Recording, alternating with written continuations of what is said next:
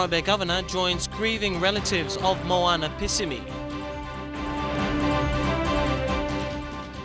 Public servants warned against misuse of government's vehicles. 12 dead, 11 wounded in Paris terror attack.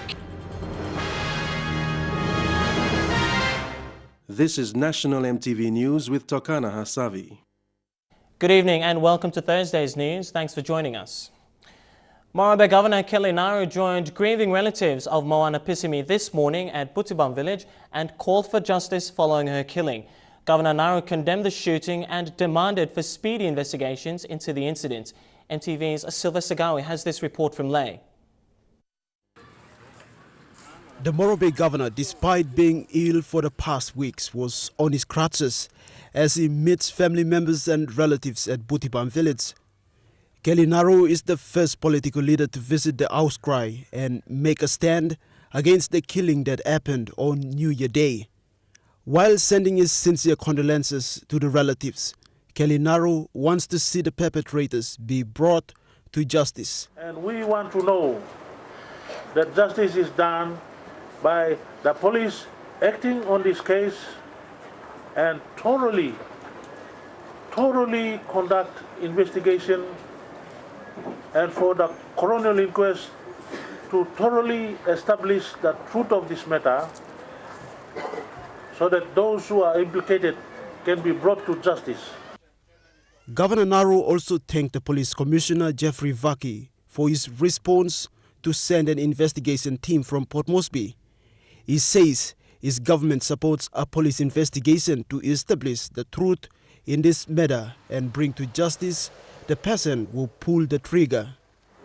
We want to know who fired the shot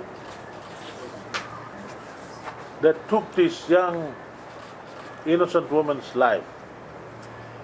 Was it the police or the security personnel or somebody else? And who gave the orders to shoot to kill? Family members are grief-stricken with the loss of 24-year-old mother of two. Elder brother Thomas Panaga also called for justice to prevail. There's nothing more we want but justice to be served the right woman. And like you talk as a man no sick na die, man or killing. Kelly Naru's call was to see police investigations bring out the truth, which will bring closure to the grieving relatives. Investigators from Port Moresby arrived today in Ley and will be thoroughly investigating the incident. Sylvester Gawi, National EMTV News, Ley. And 3 detectives led by Director of Crimes Chief Superintendent Peter Guinness arrived in Ley yesterday to begin investigations into the Pisimi shooting and the unexplained killing of Ley businessman TM Tan. This follows instructions from Police Commissioner Jeffrey Vaki after growing accusations from members of the public who blamed Ley police for the shooting. Meanwhile, Chief of Operations Jim Andrews has issued a strong warning to all Papua New Guineans on social media, particularly Facebook, to refrain from circulating defamatory comments against the police. He said social media users should remain calm and allow the investigation team to complete their job. The Morobe governor, meanwhile, has made assurances to restore public confidence in Ley's police force. 5 deaths in 7 days has stirred up fear amongst the Ley public. Kelly Naru announced today that the Morobe provincial government will help build new police stations and bring in new police personnel to Ley City. The Morobe provincial government now has its task cut out, and that's to restore public confidence. Amongst the list of priorities, Kelly Naru called on the police to pursue some of the outstanding investigations. But to achieve all that, it will come at a price, the governor says. All of us are working under trying conditions. So let us be a bit more proactive and approach matters more professionally, and at least try to tie up all these loose ends so that some of these cases can be completed. Naru says Ley's police have to be strengthened, and that includes the construction of new police posts within Ley's neighborhoods. All that comes after the 5 deaths that happened in 7 days.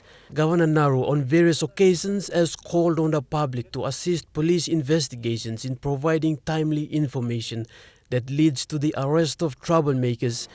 Appeal below me, long here, now we go out of them. Let us all take ownership of these issues that are prevailing in our society at this point of time. Law and order issue in Lake City cannot be expected to be the domain of police alone. In a city made up of various ethnicities, many of the troublemakers are known to the community, and because of their strong cultural ties, in many instances, relatives remain unwilling to hand in one of their own to the police. Edwin Fidelis, National EMTV News, Leh.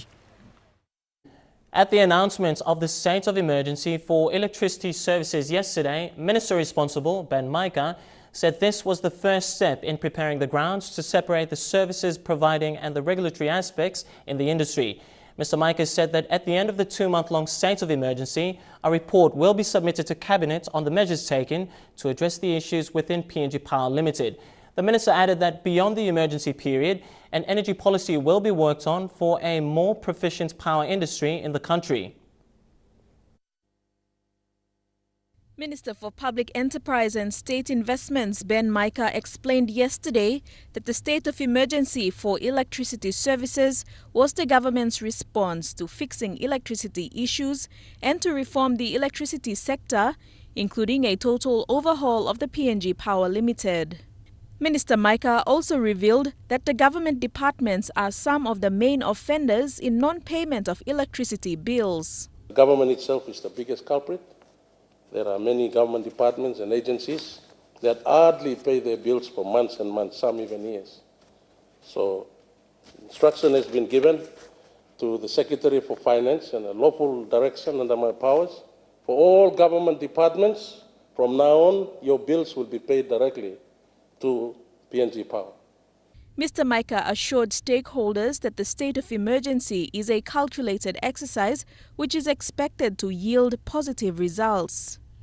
At the end of the 60 days, I must report back to Cabinet positive steps that have been taken to address the issues within the company, and positive steps that have been taken for the company to work together with other stakeholders in the private sector, other government agencies and international organizations to ensure that we address the overall requirements of electricity for the people of our country. PNG Power CEO John Tangit said one of the mammoth tasks placed on the company is the extra work from not being a member of the Physical Planning Board. Mr. Tangit said proposers or investors in the building sector, when about to build a property, should get ticked off by the Physical Planning Board, which PNG Power is not a member of. Proposers or investors in the building sector, when they are about to build a property, they should be getting a tick-off through the Physical Planning Board, which PNG Power is not a member of, and we'd like to get onto the Physical Planning Board as well, so that we can be able to verify and correctively address the electromechanical aspects of the building. Mr. Micah said beyond the 60 days emergency period, he will work together with the Minister for Energy, Nixon Duban, on a policy that will be supported by the New Zealand government to have a clear energy policy. So that we can have a regulator in the energy sector and enable the private sector to play a much more active and proactive role in the generation space, the transmission space, and the distribution space of the company. That is the direction that the government has already approved for the privatization of this entity. Delhi Bagu, National EMTV News. In the meantime, former PNG Defence Force Chief of Staff, retired Captain Tom Ur, has accepted the challenge to be the emergency controller. He said he already has intelligence on illegal power supplies and users and has urged them to come forward during the 84-hour notice period or face the full brunt of the law. And those of you who are not doing the correct thing, and those of you are the ones that will face me. Those of you are the ones that we've got very good intelligence. Let me again assure you, my job is not punitive. My job is not here to make your life difficult. Power is an essential service. We'd like everybody to have access to power. But let's do it legally correctly under the regulations. On the other hand, member for Sinasina Yongomul, Karangakua, said the state of emergency to deal with commercial issues is the wrong solution. In a statement released this afternoon, the former Attorney General said under the Constitution, a state of emergency only applies in times of great national crisis or emergency due to war or natural disasters. Mr. Cohen said the main effect of this scheme will be that the police and military will end up becoming debt collectors when they are not designated as the state's official debt collectors. Mr. Cohen said the whole arrangement is unconstitutional and illegal, and he is calling on the government to clarify whether the state of emergency is a guise to something more significant, such as the partial privatization of PNG Power in favor of a preferred third-party commercial entity. And among stories after the break, law and order in Southern Highlands and developing countries to benefit from falling oil prices. Stay with us for the details.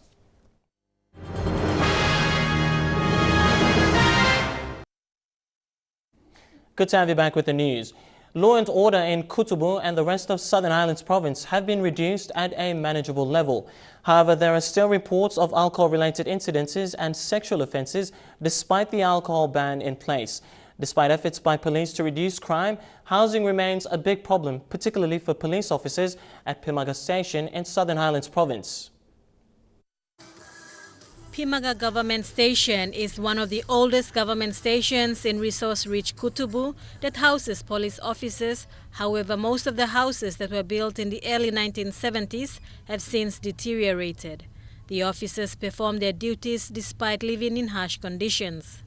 While police have managed to reduce crime in this part of Southern Highlands province, housing for police officers here at Pimaga Station is a big problem. Staff continue to reside in rundown houses. With no maintenance for decades, police officers have used their money to renovate their houses. But some good news for the staff. Provincial Police Commander Sibron Papoto, in an interview, said he has given a submission for increased staff housing. The Department of Police has responsibility for the whole entire country, in which there's about 22 provinces like that. So it's at a time it's improving some housing conditions in major areas. So eventually, maybe it will come to that, but it may take months or perhaps years to build more police houses, but one thing is for sure, PPC Papoto confirmed that more policemen will be deployed into the area, something which they are forced to do because of the law and order situation. Bridget Komatep, National EMTV News. Public servants in the Kutubu area have been warned not to abuse government-plated vehicles. The strong warning was drummed home by Kutubu Local Level Government's President, John Killer. At the cost of over 1 million kina, the Kutubu Local Level Government purchased 3 new vehicles to help public servants perform their duties. It was the first of its kind for the Kutubu LLG President to deliver the vehicles purchased through the LLG SIP funds. Of the 3 vehicles, one was allocated to the rural hospital and another one to support police operations. For the police, it was an additional vehicle to complement the work of Highway Patrol 19 based at Moro, which was recently purchased from NIPA Kutubu DSIP funds. Kutubu LLG President John Killer told the people that in the past, vehicles for the district were misused, a situation he doesn't want repeated. Mimbana, please. Side lo filters all by you providing long this ambulance because in long foina faso long kona men send up lo me and Pimaga Station. He told the people to work together to develop Pimaga Government Station. With assistance from Oil Search, the operator of Kutubu Oil Project, the station is slowly but surely seeing changes.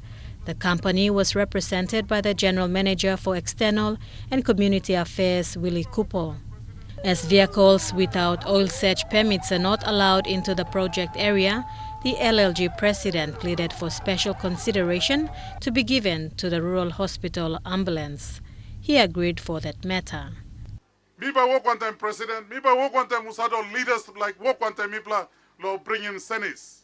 Also on the day, the LLG presented 20,000 kina, an outstanding commitment to the Kutubu Kundu and Digaso Festival Committee. The LLG also made a commitment to purchase a vehicle for the committee soon. Bridget Komateb, National EMTV News. Yalubu local level government in the Southern Highlands province has paid their outstanding debts owed to EMTV for using its transmitter in their area. Town Mayor of Yalubu Urban Local Level Government, Jacob Iki, presented a cheque of 101,200 kina to EMTV in Port Moresby today. Mr. Iki said the 101,200 kina cheque will go towards the outstanding payments for accessing EMTV signals. Transmitter now site payment to people are working, which we have been paying for the last 2 to 3 years, and I think the first room I talk thank you to Prime Minister lo Pabanugin, the member of people Yalu Pangia, one time all JDP BBC, or line blame we approve him. This payment where I'm been loan overdue. Now me also like talk thank you to EMTV too, one time all management blame, one time engineering division lo only been patient, lo wait load for this last 2 to 3 years. Now me play work lo kiss him signal. So you saw it. Me play been trying best lo kiss him signal. Now we are here with the check, which now me by present him. So that is la transmitter when the because plenty time me play off air. Only put me play off air because of this non-payment. But now with this payment now, I think we will be on air. And I would like to thank you lo Prime Minister na member of Mibla. Importers in developing countries stand to gain substantially from the current drop in oil prices. For many oil importing countries, lower prices contribute to growth and reduce inflationary, external and fiscal pressures. The World Bank, in its latest publication of Global Economic Prospects, says the fall in oil prices provides a window of opportunity to undertake fiscal policy and structural reforms, as well as fund social programs. The report also predicts soft oil prices to persist in 2015 and will be accompanied by significant real income shifts from oil exporting to oil importing countries. And now we take a look at the finance news. The kina closed unchanged at $0.3845 in the interbank market, and at Bank South Pacific, your kina was buying $0.377 $0.4632 Australian dollars, $0.3152 euro, and 44.56 Japanese yen. Looking at commodity prices at New York close, gold and copper closed lower, while coffee and cocoa closed higher. Palm oil and crude oil closed higher, while copper closed the day unchanged. And finally, on the stock market, the Dow Jones closed at 213 points higher, the ASX closed at 11 points lower, and the All Ordinaries closed at 26 points higher. And still to come, the terror attack which killed 12 people in Paris and Al-Qaeda's wanted list. Those stories making headlines overseas when we come back. Stay tuned.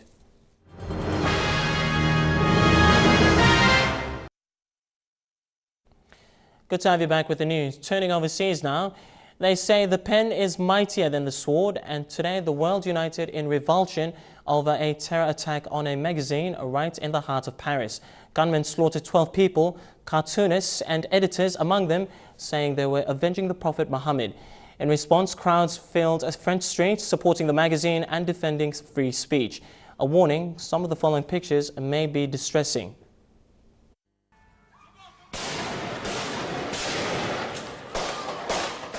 They were men without mercy on a street in Paris, jogging up to a policeman, wounded and defenceless, shooting him dead point blank. The brutal moment came at the height of the murderous attack that had spilled onto the streets of the city. C'est une arme automatique. Couchez-vous!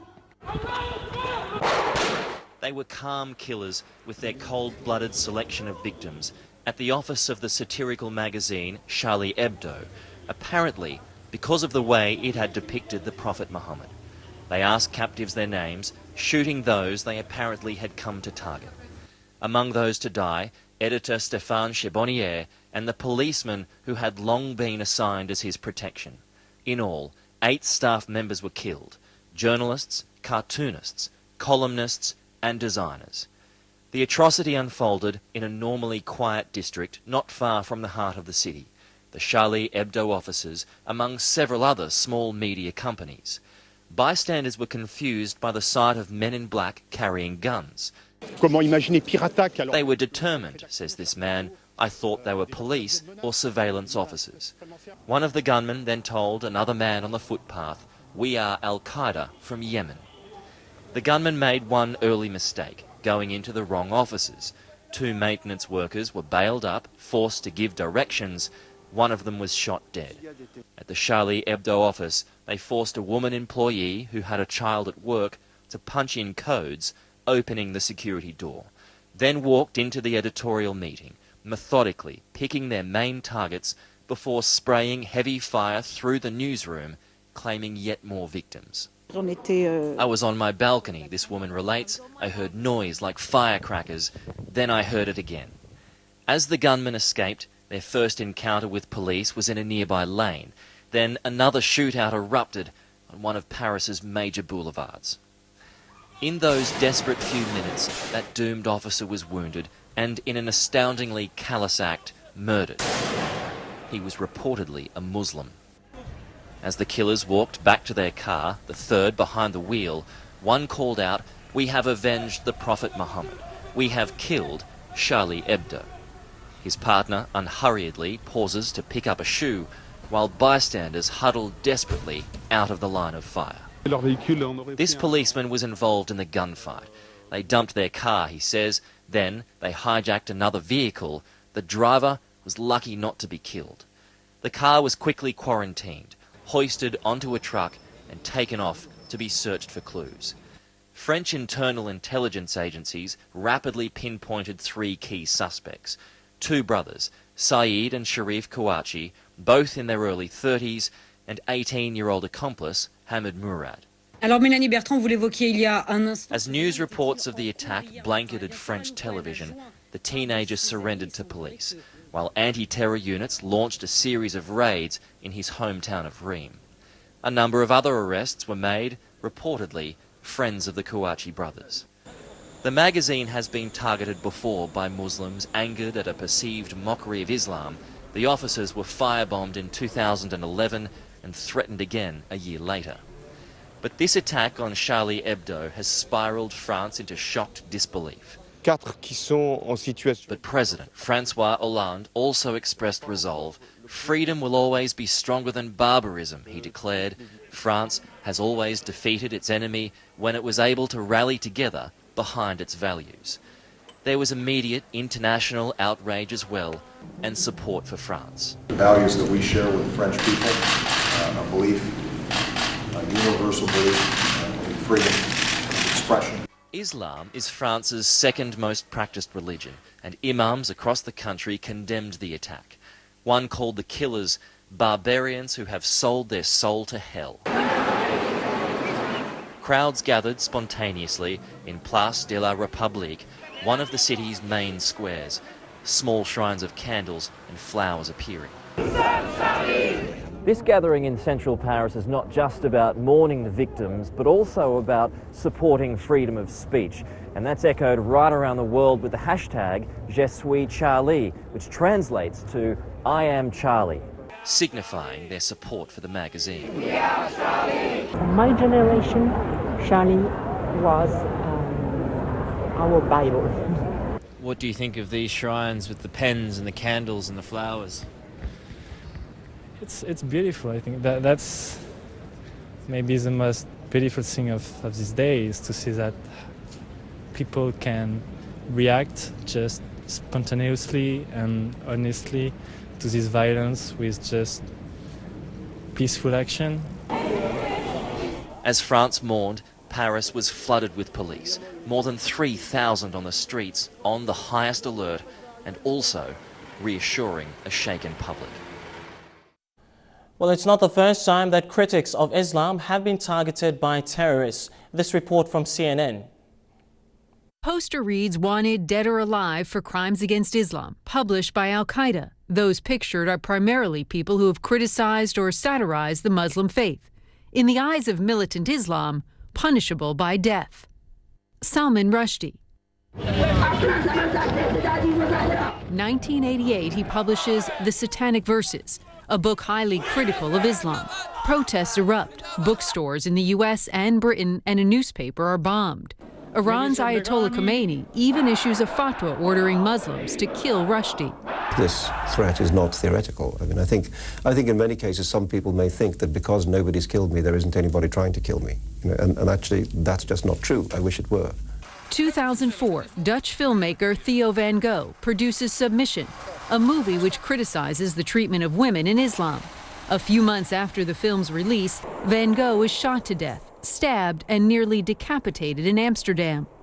His killer, a 26-year-old Dutch-Moroccan Islamist, is serving life in prison. Kurt Westergaard, 2005, the Danish cartoonist draws an image of the Prophet Muhammad with a bomb in his turban. Muslims across the world are outraged. Danish embassies in the Middle East are set ablaze. Westergaard receives numerous death threats. Eventually, a man wielding an axe breaks into his home, but he survives the attack. Lars Vilks.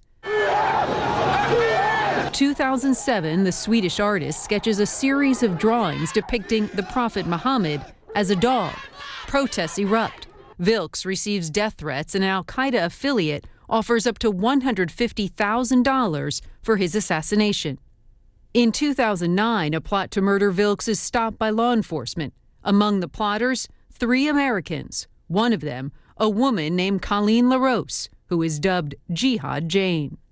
Stéphane Charbonnier, 2011, his satirical French magazine Charlie Hebdo publishes a caricature of the Prophet Muhammad and names him as its editor-in-chief for the next issue. Their offices are firebombed, but no one is hurt. One has the impression that everybody's driven by fear. That's what the small handful of fundamentalists that doesn't represent anyone wants to do, govern through fear. In today's attack, tragically, Charbonnier and 11 others are killed. A wintry blast has hit the United States, dumping record snow in some cities and plunging temperatures to 45 degrees below zero. The big freeze has caused major problems on the country's road network and is expected to get worse.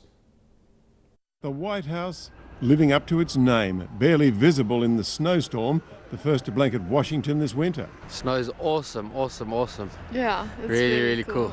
The morning ride to work was a freezing one as ploughs and shovels worked furiously to clear the 7 metres of snow so Congress could convene on Capitol Hill. The storm is part of a bitter cold snap sweeping across the US caused by a polar air mass pushing south from Canada. My fingers are a little frozen after the first 5 minutes. I'm just surviving, man. Up to 15 centimetres of snow was dumped in the Midwest, the slippery conditions causing traffic chaos in Indiana, tow trucks forced to pull stranded cars and trucks from the road. Just go slow and put it in four-wheel drive. It was so slippery in Delaware this fire truck couldn't stop and crashed into a house. There were also major flight delays. Here, ground crews working to de-ice planes in Detroit. Enjoying all the white stuff, though, was Panda Bao Bao, rolling, tumbling and wrestling at the National Zoo in Washington during her first ever freezing encounter. Well, it's almost 1 kilometer high, towering above Yosemite National Park in California. Now 2 men are taking on the Dawn Wall, hoping to become the first ever to free climb the sheer smooth rock face. 2 rules: don't look down and don't let go. It kind of gives me fits. It's easy to get frustrated because you'll feel totally fine and then your foot will just unexpectedly pop off. Tommy Caldwell and Kevin Jorgensen are conquering the world's toughest rock climb, the Dawn Wall at El Capitan in California's Yosemite National Park. It's the steepest, blankest wall in the world, 914 metres high. Like climbing Sydney's Centre Point Tower 3 times over with no stairs. If you look at that wall, it looks like glass. It's really difficult to imagine how anyone could free climb it. Nail-biting terror. It's kind of an occupational hazard when you're using just your bare hands. And did we mention the wind? It's getting pretty rowdy. And where they're sleeping. We've got hard-boiled eggs. We've got a little breakfast sandwich. A room with a view, pitching their tents high in the air, hanging from ropes as they make their ascent. How do they sleep at night? How have they survived? So usually there's just little chunks that come down that would just kind of bounce off of you relatively harmlessly. Yesterday there was some definite big hunks that like go flying by you. Naturally, Tommy's son wants to be just like Dad, and Tommy's wife, she just wants him home safe. It's been a long journey, and it'll be really exciting if they can finish it and we can see this thing through. The duo should arrive at the summit by Saturday. True rock stars. And to take us to Trukai Sports tonight, colours were on show yesterday at the Sydney Cricket Ground, but not the ones you'd expect. Hundreds of fans put on wigs and suits in honour of a true cricket great. The New Year Test is known for being pink, but today beige and grey took over. Along with some good and dodgy impressions. Check 1, 2, 2 for 22. Marvellous. Really super stuff. Hundreds of devotees descending on the SCG. All out. Absolutely outstanding. With the great man himself missing, battling illness, they turned everyone in their path, even former legends of the game, into another Richie Benno. Inside, the 300 of them cheered their new hero for yet another 100. OK, Richies, what'd you think of Smithy's 100? Also reaching a marvellous century, Harold Stapleton, Australia's oldest living first-class player, watching from Wollongong. Harold Vincent Stapleton, he's 100 today. Oh. Happy birthday, Harold. Holy cow. The former New South Wales cricketer played alongside greats like Bill O'Reilly. How does that make you feel? Makes me feel pretty old. Back in Sydney at lunch, David Warner's partner, former Ironwoman Candice Falzon, showing she's more at home in the water. Come on, Candice, come on! Oh, no! And the bat makers out the back educated the masses about the blades of the stars. Australian opener of the 1970s, Ian Davis, showing the difference 4 decades made. Oh, I think I would have killed him with this. I would have gone really well. Facing the West Indies with this one, compared to that, it's a big change. A delegation from the Oceania Football Confederation takes a tour of the game's facilities. That story and more in Trukai Sports when we come back.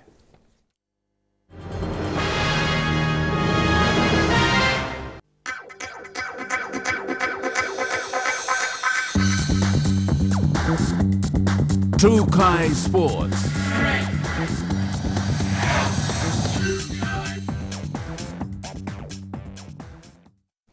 Papua New Guinea's Football Association President David Chung has been re-elected as President of the Oceania Football Confederation for another 4-year term. The announcement was made in a media conference with representatives from FIFA and delegates from the Cook Islands, Fiji, Samoa, Tonga and other oceanic regions who make up the OFC Executive Committee. Chung stood unopposed for his second term, backed by the endorsement of the 11 member nations present, the delegates from each of the other island nations present showing solidarity and being impressed in Chung's role as president so far in the region. Chung himself was humbled and appreciative at the confidence shown. 4 years, we want to build what is already set for, in the foundations that I've said. We build facilities. In Auckland for the home of football. The Oceania region is the smallest of FIFA's confederacies, and the focus now is on raising the standard of football to unprecedented levels. Chung and OFC Secretary General Ty Nicholas are pushing for direct qualification into the World Cup. In order to do a Champions League, it's quite a costly exercise, and you need to make sure that the Champions League must be of high standard. You don't organize something that have not a good standard. So it's important that we must structure the women's, let them be strong before we do the Champions League. However, Chung was also queried on his role as PNGFA president and the plans in place for the country. He admitted that the standard is not where it should be. My objective is maybe to buy a land and even a small piece of land that can build office and accommodation, and that can save a lot of money for PNG football. Lorraine Genia, National, EMTV Sports. PNGFA President David Chung also expressed his personal thoughts and concerns on the progress of the venues in the lead-up to the 2015 Pacific Games. All delegates from the Oceania Football Confederation were granted access to tour and visit the construction sites and were not pleased at the rate of progress, but more so the scale and enormity of the projects. When questions were raised as to what David Chung's plans forward were for the OFC, he said he was disappointed with the progress of venues as it would affect the PNGFA and other sporting federations in their plans and proposals for the year ahead. When the Human Memorial Stadium is a big question mark. Maybe the Sojourn guys is okay, it shouldn't be a problem. And maybe the Pisimi playing fields, the playing surface in Pisimi maybe is okay, but I don't think the other facilities will be